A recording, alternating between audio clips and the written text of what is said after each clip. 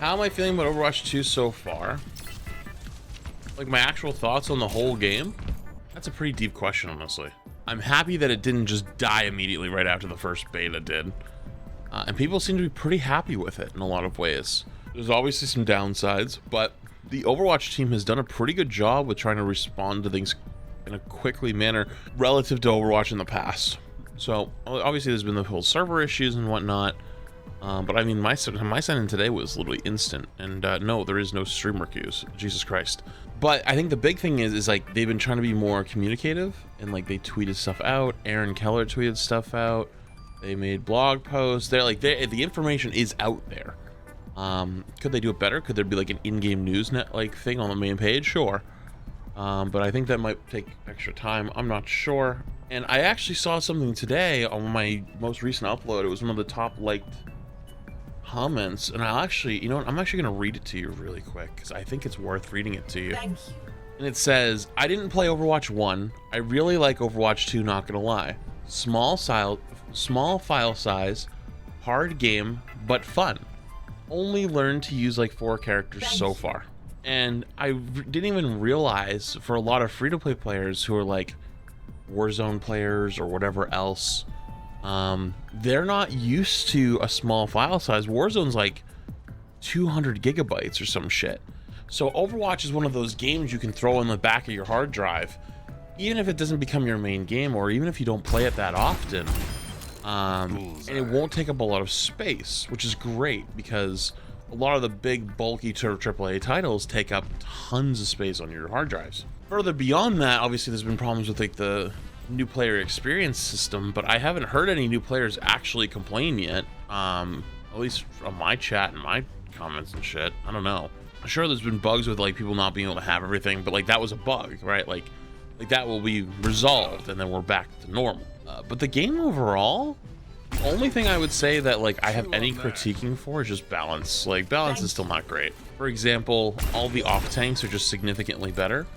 And it's created this rock, paper, scissors where Sigma's really good, but it gets beat by Zarya, which gets beat by Winston, which gets beat by Diva, and Diva gets beat by Sigma. Well, that leaves out Reinhardt, and also Winston's like the worst out of that group. The only purpose is to beat Zarya. Like, Ryan isn't that good. Ryan's actually really bad. Doomfist is atrocious. Junker Queen's a little better than I thought, but I'm not fully ready to say I was wrong yet. 6 months. Not because I don't want to say that I'm wrong, because I'll admit it. It's better than I thought. But Kiriko's not in ranked yet. So whenever Kiriko gets into ranked, I think that'll be a much fairer assessment. Because being able to cleanse off the bleeds and stuff like that is going to be a nightmare, I think, for Junker Queen. Doomfist is atrocious. Orissa's fun, but Orisa just doesn't really like fit. Orisa doesn't really like fit in the whole scheme because you just give so much ult charge. And then on top of that, things against like Sojourn, who are so strong right now. Sojourn just farms up her railgun off you. By the way, if you're playing Orisa and they have Sojourn, swap. Don't play Orisa into Sojourn. You're literally gonna get all your teammates killed constantly. I think the battle pass actually isn't as bad as people thought it was gonna be. I think that, what am I right now? Let me go see. I mean, I've been playing a fuck ton these last couple days. I've been playing an absolute metric fuck ton. But it's only day 4 or 5. I'm at level 35. Now, the problem I have is I think 55 is too high for Kiriko. This is too high. No, dude, nobody's gonna get this. Nobody's gonna get this in 2 weeks. Like, I have played consistently 10 to 12 hours every single day. I will probably get this at the end of the week. I think it needs to be down here. Probably 30. I think 30 is doable. That's one of my biggest stripes I have with the game right now. But other than that, though, like, I'm genuinely kind of happy. Like, I know people are complaining about certain things. Like, people say tanks are too strong. Newsflash, I can't wait till people figure this out in like 3 or 4 months, and I've actually seen some pro players talk about it. I think Dante even made a tweet about it. The Overwatch 2 is not dictated by tanks anymore. The days of that are over. Flex support. is the new carry. You tangled with the wrong man. Flex support is the new carry in Overwatch 2. It is unbelievably powerful. It already was becoming super powerful in Overwatch 1. And oh man.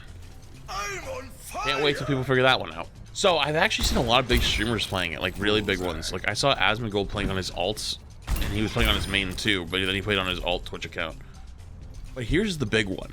So this is why it gets so annoying during the whole Blizzard shill bullshit that every streamer that in Overwatch is getting accused of. It is actually illegal in the United States, and I don't know about other countries, but at least in the United States, to advertise something and not disclose that you're advertising it. So, for example, when you do a sponsored stream, like you're being paid to play a game, you need to have hashtag ad in your title. Or if you're promoting a product on your stream during a certain segment, you need to have hashtag ad or hashtag sponsored. A lot of these big streamers that are playing these last few days, like Summit was playing, Asmon was playing, Lyric was playing, dude, none of them had hashtag ad. They were playing for fun. And I mean for long hours. The console community, I think, is going to be probably the biggest new community of Overwatch. And that both makes me happy and scared. Because in other games, console players don't always have the most level-headed takes. They're very much believe just because there's a large number of them that we should cater to them and their inferior platform. And I say that as a former console player who played console for, well, up until I was 21. No, 22. 21 or 22, somewhere in that range. And I didn't realize how fucking dogshit console was until I got a PC and I was like, whoa, this is legit. They're not very level-headed. They like to get angry, and I'm so glad that we don't have to have the aim assist issue. Yo, big shout out to fucking Team 4 on that one. Thinking ahead and being like, yeah, nope, let's just not do the whole fucking aim assist thing. Cross progression. Let's just not have that argument. Like, boom. I'm so glad, dude. Overall, though, I'm very happy with it. I mean, it's not perfect, obviously, but we have a commitment to the future. We have a commitment to more content. People enjoy the game. Lots of new players. I've never seen so many new people, not only in my stream, but other people's streams. Like, you just saw ML was at like 45K. Drops are on, so it's a little bit different. But, I mean, before the drop, it still was like 12, 15. Oh, is the logo thing? Okay, so basically, chat, I actually... Hopefully I can share this, dude. If I get in trouble for this, dude, I'm gonna be mad. There's no way I get in trouble for this, but I gave feedback to Blizzard asking and saying that you should put the ranked competitive logo, like your rank should be displayed client side always during ranked, so you know the difference between playing ranked and playing quick play. You don't have to show it in game, because I understand why they got rid of that and they're trying to like cut down on toxicity and whatnot. But it should be client side at all times. Not having it client side is just dumb. And they said they have received that feedback, and they are putting it on pretty high up on their list of things to look at. My experience, corporate speak to, yeah, you're probably right. Let's try to get that going.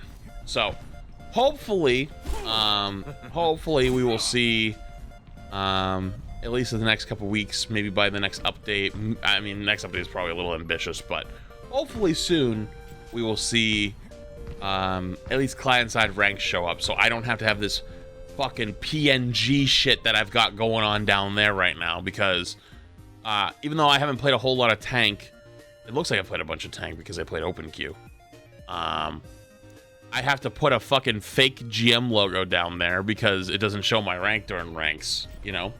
What is client side? Client side means only for me. Only I see it. So you, as another player in my game, won't see it, but I will. The way ranked works right now, at least high level play, is the off tanks are really strong. Okay, so let me show you. So the off tanks are strong. The tanks that are most played right now in GM Plus is D.Va, Sigma, Zarya, Winston. Sigma is probably the best overall, but Luz is kind of hard to rush. And when you play in rush, is Zarya. You don't play Ryan. Ryan is bad. Ryan is very bad. some ways you can make it work. Really like high level players can like just be like play it like TDM style. Like I think Cloudy plays it like flank style, but like it doesn't work as traditional Rhine. And to be honest with you, flank Reinhardt's kind of boring to me. I'm just gonna be honest with you. If I play Rhine, I like to play traditional style. I like to be the front runner. It's just always how I've liked it.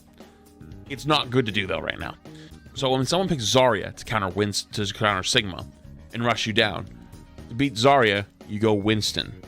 The reason you go Winston to beat Zarya is because, one, you don't give her much charge on her bubbles while also tasing her teammates because they're playing Rush. They're playing grouped up as if a brawl comp you would play with Rhine, right? Everyone plays grouped up with Rhine.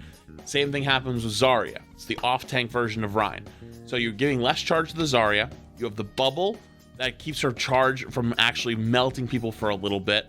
And you're mobile, so you can go deep and you force her to turn around.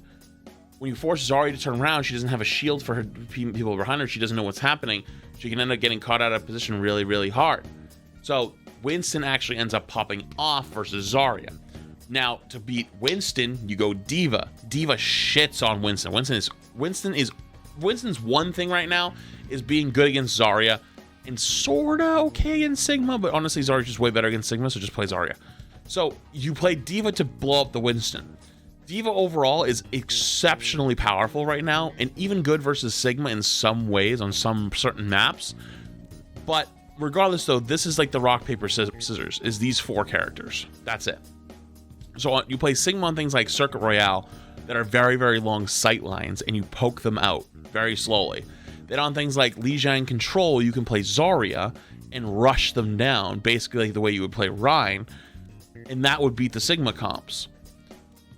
Now on maps like Ilios, where it's a little bit more spread out but still kind of control-y, and they're running Rush, you play Winston, and you don't give that much charge to the Zarya, keep her kind of out of the fight a little bit, and also deal with her teammates until they go D.Va, and then you swap either to Zarya or you swap back to Sigma. And that's it. You're good to go. That's why a tier list isn't going to work, because it depends on the map where you start. On the maps like Circuit Royale, Sigma. Junkertown, Sigma. Gibraltar, probably Winston or D.Va. Most likely D.Va, because D.Va's the safer pick, because you're probably going to pick these two anyway. So you pick D.Va because Winston loses to D.Va, so you might as well just start D.Va, because if you start Winston, you're going to have to swap to D.Va anyways. So start D.Va, right? Like, it depends on each map. I'd have to go through each map and go through them individually to show you. That's why a tier list isn't going to totally work. It has to be a much longer form content. And then even beyond that, if you pick D.Va and then they end up picking Sombra, let's say, Sojourn, you need to go back to Winston. Unless they have a D.Va. Because you're just going to get hacked on cooldown and you need the extra armor that Winston provides, plus his bubble, because D.Va's DM being down for that long just makes her too unviable. It just makes her scary. Like, she's just not going to do as much. But at the same time, though, if the Sombra sucks, you can get away with it. Like, you know what I mean? There is a bajillion fucking things. That's why a basic tier list, even though I could probably farm views off of it, I, in good faith, can't do it.